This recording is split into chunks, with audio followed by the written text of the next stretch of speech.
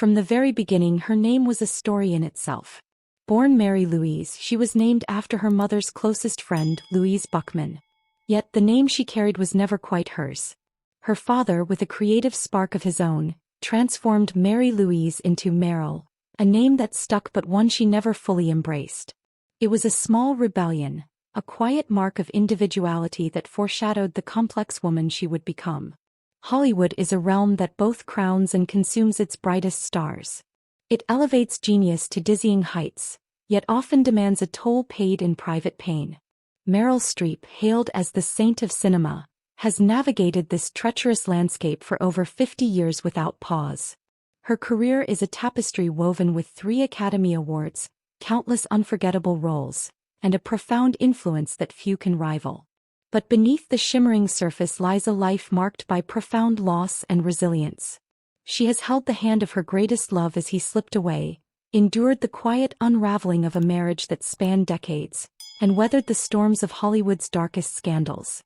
Every role she embraced was a journey into someone else's soul, a sacrifice of self that left invisible scars. How does a woman remain at the summit of fame while traversing the deepest valleys of tragedy? The answer is found in the story of Meryl Streep, a story of an artist who transformed pain and talent into an unquenchable light. Meryl was born in 1949 in Summit, New Jersey, into a stable middle-class family. Her mother was an amateur artist, her father a pharmaceutical executive. The world she grew up in was steady, predictable, and safe, but also, in her own words, just enough. It was a childhood marked by quiet moments and a subtle yearning for something more. At 12, she began formal vocal training, seeking an outlet to escape the muted monotony of her early years. When she first stepped onto the stage in a high school play, she discovered a surprising truth. The stage was where she could breathe freely, where nerves gave way to passion. It was a perfect fit, a place where her soul found its anchor. Initially, Meryl planned to study costume design at Vassar College. But a theater professor saw something in her and encouraged her to audition for the challenging role of Miss Julie. That performance changed everything. A Yale School of Drama representative in the audience invited her to apply, and she was accepted. At Yale, she was not the star pupil. Many found her too reserved, too cerebral, lacking the flamboyance expected of a stage actress. But Meryl listened, learned, and worked harder than anyone else. No one predicted the quiet girl who kept her head down would become one of the greatest actors of her generation. Her Broadway debut came in 1975 with Trelawney of the Wells. It wasn't a sensation, but those with a keen eye noticed something different. A subtle emotional precision that was both unassuming and exact. 2 years later, she appeared in Julia, 1977, but it was The Deer Hunter, 1978, that truly marked her arrival. In a film dominated by intense, stoic male performances, Meryl's gentle presence became a poignant counterpoint, a quiet anchor amid the chaos of war's devastation. Her screen time was brief but unforgettable. That year was also marked by personal heartbreak. Her partner, John Cazale, was battling terminal cancer. She begged the director not to replace him, wanting him to work until the very end. Meryl took on roles, including the TV miniseries Holocaust, to help cover his medical bills. She stayed by his side, holding his hand through the darkest nights. When John passed away in 1978, she collapsed in grief, clutching him and begging for more time. In his final moments, he smiled and whispered, "You'll be okay." But a piece of Meryl's heart was lost forever. Just a year later, she stood on the Oscar stage for Kramer vs. Kramer, 1979, playing a mother who leaves her child only to fight for custody. It was a supporting role, but it catapulted her into the spotlight and earned her first Academy Award. The experience was emotionally grueling. Her co-star Dustin Hoffman's on-set slap was real, and the director pushed her to channel her grief over John's death. 3 years later, she took on the harrowing role of Sophie Zostawski in Sophie's Choice, 1982, a Polish Holocaust survivor. Many urged her to decline, fearing the toll on her mental health. But Meryl immersed herself fully, learning German and Polish, isolating herself for a month, living the character's pain. The result was a performance that earned her a second Oscar and cemented her reputation for fearless dedication. From there, challenging roles seemed to find her.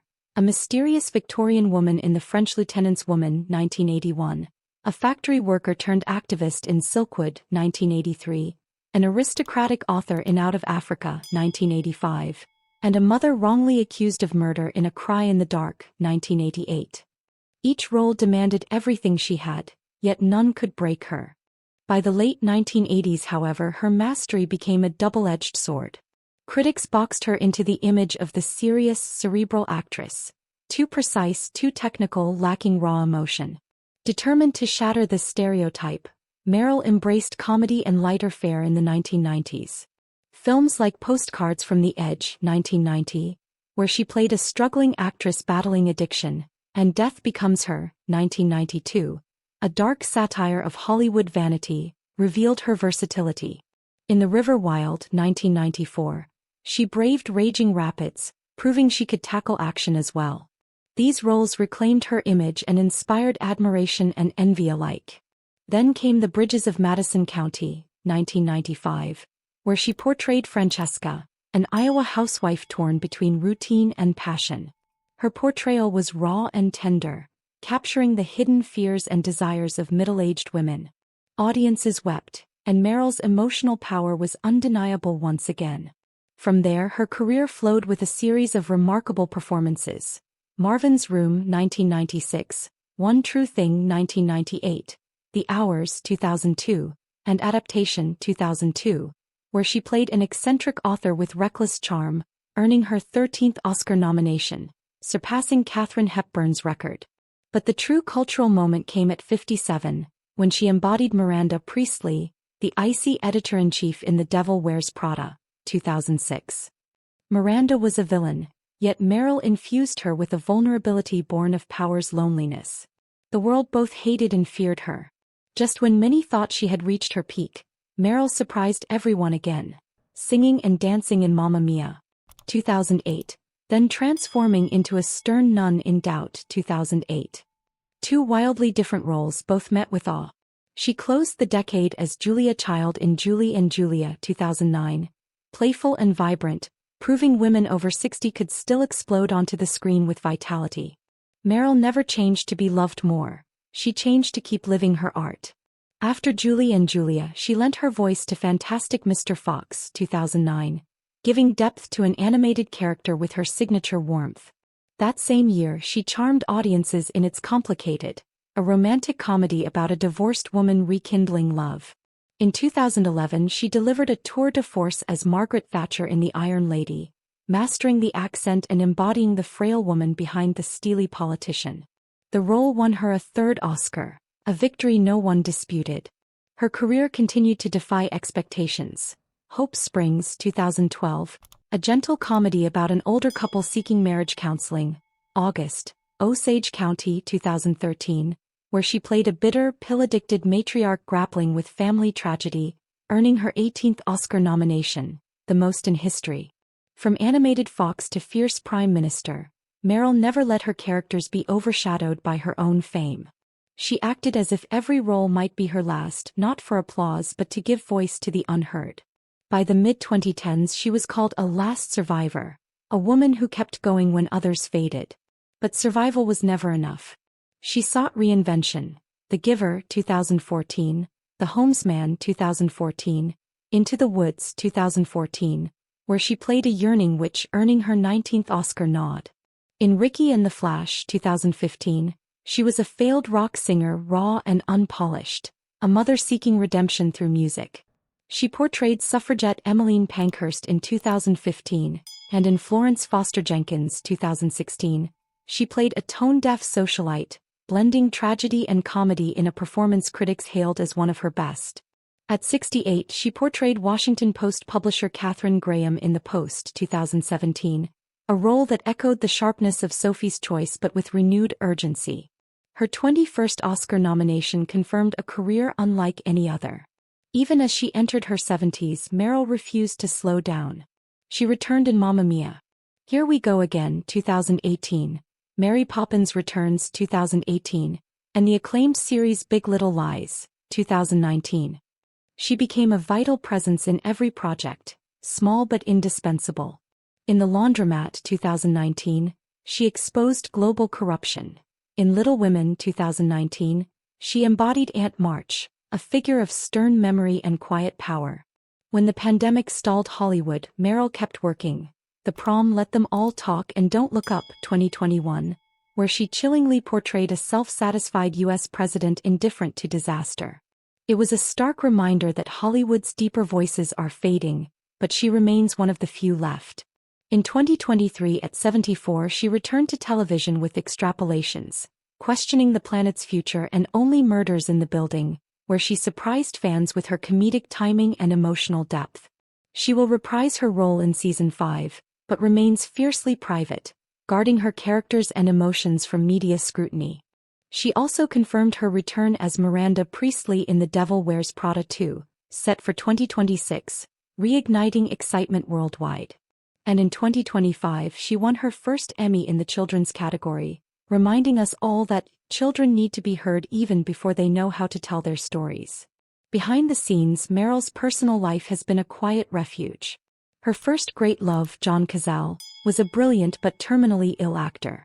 Their love was tender and tragic, marked by his death in her arms. Later she found companionship with sculptor Don Gummer, a Yale graduate like herself, who offered kindness when she needed it most. They married quietly, raised 4 children, and shared a partnership built on respect and understanding. Though separated for over 6 years as of 2023, they maintain a bond free of scandal or bitterness. Meryl's life has not been without controversy. The Harvey Weinstein scandal cast a long shadow. She condemned his actions swiftly but faced criticism for not speaking out sooner. Public opinion was divided. Some believed she was unaware, others questioned how she could not have known. She pushed back against accusations, emphasizing the complexity of Hollywood's silence and the courage of those who spoke out. The episode left a stain not of guilt but of the painful question: can conscience prevail when your career depends on silence? Even fashion became a battleground when Chanel's Karl Lagerfeld accused her of canceling a couture gown for a paid alternative. Meryl's camp denied the claim, and the incident highlighted the fragile line between art and commerce in celebrity culture. Yet through every storm, Meryl Streep's legacy remains untarnished. At 76 she has played over 70 roles, not as a star, but as a mirror reflecting the human condition. Barack Obama called her a power of empathy, a force that changes culture through storytelling. Her characters are never neat or easy, they are flawed, complex and deeply real. Today Meryl lives quietly, away from social media and the spotlight, choosing projects that resonate deeply. She remains a working actor, not a monument, continuing to tell stories that matter. Her journey is a testament to the power of resilience, empathy, and unwavering dedication. When the lights dim and the screen fades, what lingers is the feeling of having touched a life so real it aches. That is the magic of Meryl Streep, a name that still makes the world stop, listen, and believe in the soul of cinema. What Meryl Streep performance has moved you the most? Which character made you see yourself in a new light? Share your story in the comments below. Your voice might be the anchor someone else needs. And if you want to keep exploring stories as powerful as this one, don't forget to subscribe and turn on notifications. There are many more journeys waiting to be told.